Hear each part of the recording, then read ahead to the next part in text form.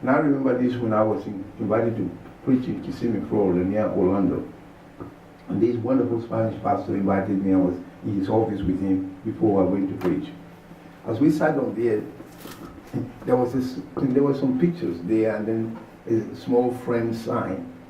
And that really got my attention. I was watching it.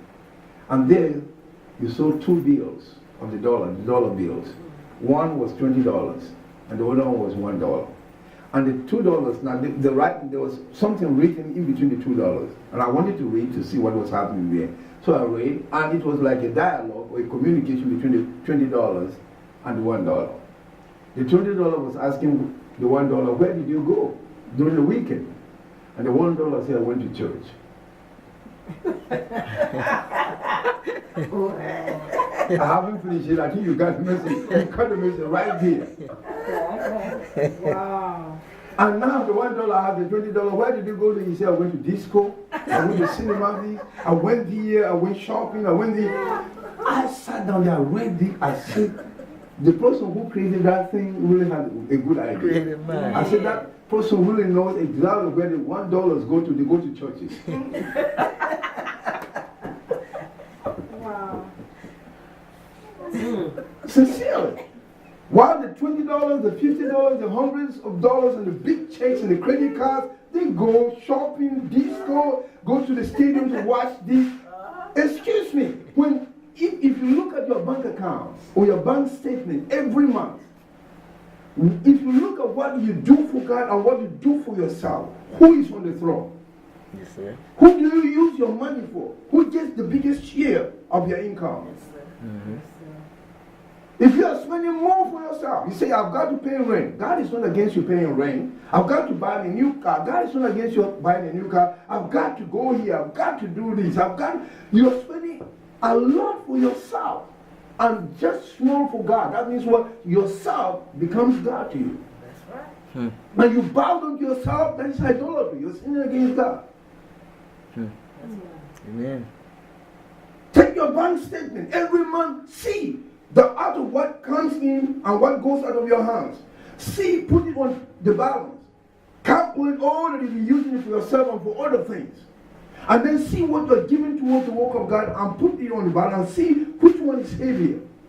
If you give less to God, you're insulting God. So there's a worship of self. Especially Americans. I'm saying that sincerely. We love to worship ourselves.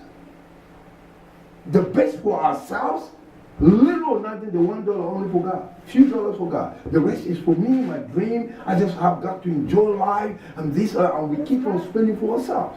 Worshipping of ourselves is a sin against God. That's right. We're narcissistic.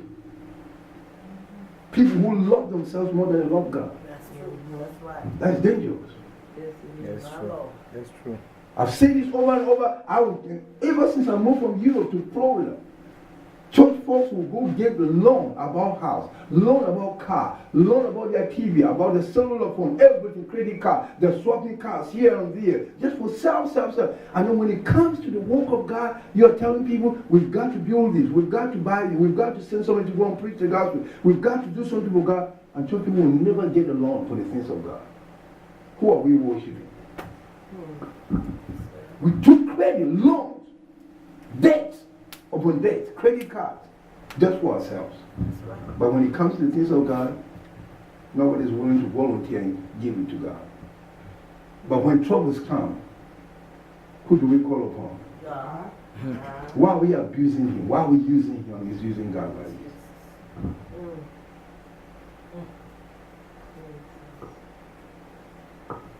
You say, preacher, you really preach tough.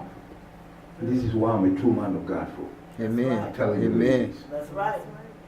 So the $20 say, I go to a stadium, I go the weekend, spending squandering, and then $1 said I went to church.